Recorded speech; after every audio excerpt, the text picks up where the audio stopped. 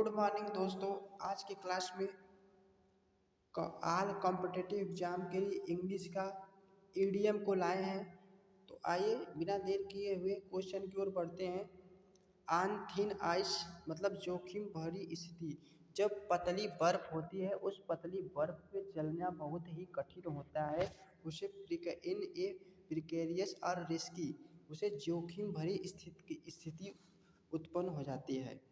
Out of dated, जो date से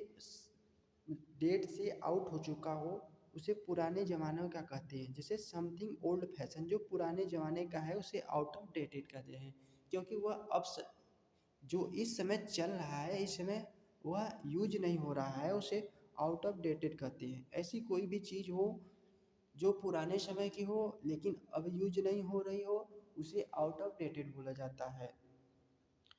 out of blue, बिल्कुल अचानक, completely unexpected. Out of blue मतलब बिल्कुल अचानक होना। इसी तरह से अगले इडियम की तरफ, सॉफ्ट ऑप्शन मतलब इजी एंड एग्रीएबल, जो आसान विकल्प हो, समझना बहुत आसान हो, उसे सॉफ्ट ऑप्शन कहते हैं। See eye to eye, agree with each other, पूर्णतः सहमत होना।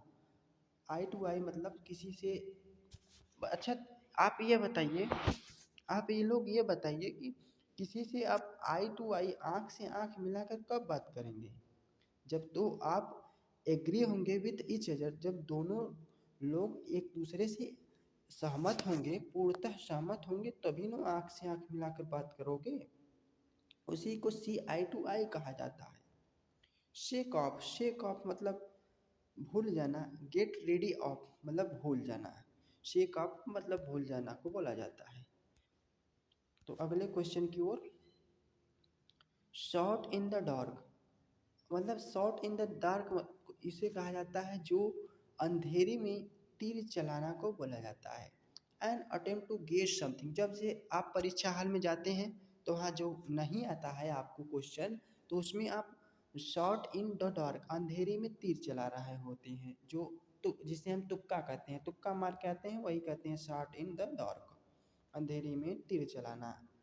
द रोस्ट उसे कहा जाता है जिस पर हावी हो जाता है। To make all the decision, सभी डिसीजन को हावी होना, रूल द रोस्ट को बोला जाता है।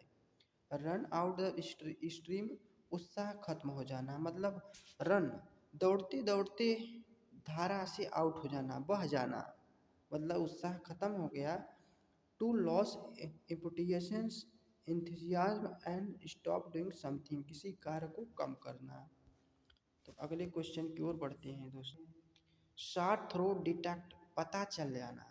शॉट थ्रो मतलब पता चल जाना। Miss the boat and opportunity, to opportunity and मौका गंवा बैठना।